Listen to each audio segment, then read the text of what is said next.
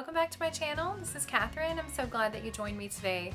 In this video, I'm going to be sharing with you some tips and strategies that you can implement today that are just small changes that will help you get big results on your weight loss journey. They were helpful for me, and I hope that they'll be helpful for you as well. Thank you for everybody who's been supporting me along my weight loss journey and watching my progression videos and subscribing to my channel and giving me so much encouragement and feedback. Thank you so much. I really appreciate that. And if you have not subscribed to my channel, please take a minute and do that really quick. And if you like this video at the end, please give me a thumbs up. Let's jump right in. When I first started my weight loss journey, I struggled feeling so overwhelmed at the idea of starting.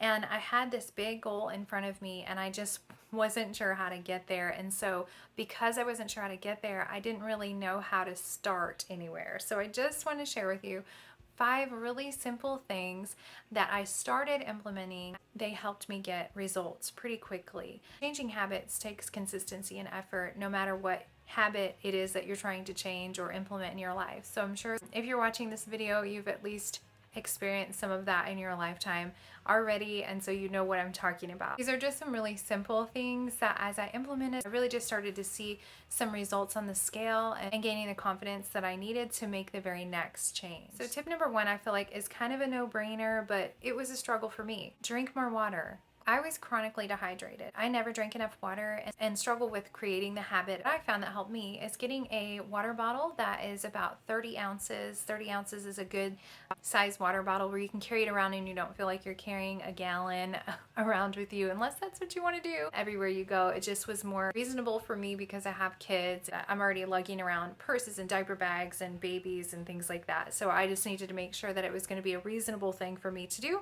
So I found a really cute water bottle, about 30 ounces, just something that you can do quick math on. So 25 or 30 ounces is a really good number. And then weigh yourself. And I know that can be scary, but just jump on the scale because you're going to need to know this. Then drink half your body weight in ounces of water a day. So for instance, I needed to drink 90 ounces of water a day because that's half of my body weight. In order to drink 90 ounces of water a day and make sure that I make it a habit, I just grabbed a 30-ounce bottle of water and I started filling that up, and I started drinking from the minute I got out of bed.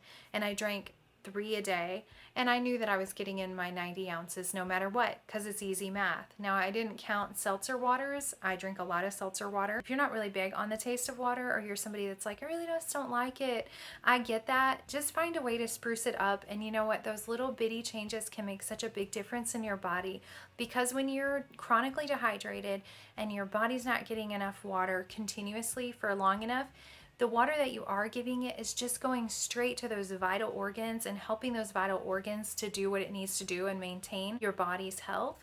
And your metabolism is slowing down because of it. Things are suffering, like your cartilage in your joints and your vertebrae in your back, your discs and things like that, and your memory and your skin and your hair and your nails, and all those things are going to suffer when your body is chronically dehydrated and not getting enough water on a regular basis. So drink more water. That's a really simple, easy thing that you can do. When you know you're drinking enough water, you're going to start seeing weight loss. Now, just a little disclaimer here.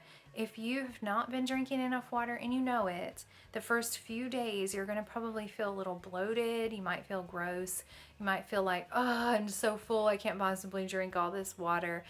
Don't try and cram it all in at one time. You know, it's very helpful to just drink your water throughout the day. So carry it with you everywhere you go. Put it in eyesight, keep it with you. And that's also going to keep something in your hand a little bit more, and you're less likely to eat more because your hands are already busy, like, oh, I need that water. So drink water, and drink water before every meal. Just get a big old glass of water, or keep your water bottle next to you and guzzle a big old amount of that water before you eat your meals, and you're going to find that you're going to be fuller, faster, and more satisfied for longer. Tip number 2 is eat more veggies. So if you're eating more veggies, you're likely to be filling up on the right things, and so you won't fill up as much on the wrong thing. So in the diet and nutrition world, they really teach that you should be eating 80-20, and they call it 80-20 because 80% of your food should be healthy, whole foods or nutritious foods, and 20% can just be kind of, your unhealthy foods, your, more starchy or sugary foods. I coach clients who tell me they don't like vegetables, and I get that because there wasn't a whole lot of vegetables that I thought I liked either, because I had just eaten the same ones over and over again and had not branched out. But once I found how to season my vegetables and I started branching out and trying new recipes, I went on Pinterest and found how to cook vegetables and how to saute them or roast them or do them in just different ways. I found that I like more vegetables than I ever imagined that I did. And so I am really enjoying that part of my healthy eating habits that I've created for myself. So also just carry little bags of veggies in your purse or in your briefcase, kind of keep them with you everywhere you go. And that will help you in your snacking, but it'll also just help you get in more veggies. So kind of pick a goal and decide how many more servings of vegetables would you like to get in your day than you are currently getting. So me, I wasn't getting maybe a half a cup of vegetables a day. And so I just said, okay, wow, I need to eat more vegetables. So I'm definitely going to eat at least 4 cups of vegetables a day. In order to do that, I just took 1 cup servings of baby carrots, put them in little Ziploc bags, and have them in my refrigerator ready to go so that I didn't have to think about it when I needed to eat something or I was feeling a little snacky. I could just grab those and take them with me anywhere, to the park or to the grocery store or in the car, wherever. So you can kind of keep any kind of veggies that you like with you on the go, but also just making sure that you kind of make a goal and think about, would you like to have more veggies at lunch or an extra serving of veggies at dinner instead of maybe your starch, or not. Maybe you want to just add it in with your starch, but just making those little changes to add some more veggies into your diet is really helpful in a couple of different ways. Besides you getting more nutrients, you're just going to be eating more, like I said, of the good stuff. Tip number 3 is cut out mindless snacking. Take a minute and think about, where is it that you snack the most throughout your day? Just think about it. Is it when you pick up your kids from school, or when you're bored? Is it when you're sitting around watching TV at night? Is it when you're driving? So I just thought, that's where I'm snacking mindlessly, just eating because maybe I'm bored, or hey, I just got groceries in the car and I feel like I want to eat half a bag of Takis. That's serious business here, y'all. So just being mindful when you're snacking. Why are you snacking? Are you hungry really, or are you just kind of mindlessly eating? So to replace this habit, you can try doing some little things like this. This helped me. My mindless snacking was primarily at nighttime in front of the TV. That was like the hardest part for me. Well, I found that if I was going to sit in front of the TV and I really wanted to snack, I would not go get a bag of chips. Instead, I would get a bag of baby carrots or something crunchy, because mine's crunchy. Yours could be sweet, so you might get a bowl of strawberries or something like that. And then just start eating the healthier things. Like first, you're definitely less likely to eat as many calories, and you'll be getting some nutrients, so that's really good. You can also grab a cup of your favorite flavored water or some seltzer water, or maybe grab a cup of hot tea or your favorite cup of coffee done up just the way you like it. But keep your hands busy. That's going to be so helpful, like the hand to mouth thing for me. So having my hands busy has been helpful long term for me to keep weight off and not go back to my old habits. So if you're a TV nighttime snacker like I was, something that helped me break that habit of just sitting in front of the TV and feeling the need to eat, because it's so hard to just overcome that urge when you're ready to eat, because you sit down in front of the TV and it's like this thing, you just automatically are ready to eat. Well, you may not be, but I was. I kind of had to give myself a break from the TV habit in order to stop the mindless snacking habit. And I found that getting up after supper and just going for a walk for 15 minutes outside, or playing with my kids on the floor, or going and grabbing a board game, or calling a friend, or going and researching something on the computer, just kept my mind busy, kept my body busy, and so I was a lot less likely to go and grab some snacks. And like I said before, if you're certain that breaking your snacking habit is going to be completely impossible, just change what it is that you're snacking on and find some different things that you like. They're healthier options than the things that you were currently snacking on. And tip number 4 is focus on smaller goals. Instead of looking at my 30 pounds that I had to lose right away. Now, I still have weight to lose. I'm still working on my own weight loss. But at first, the first goal was to lose 30 pounds.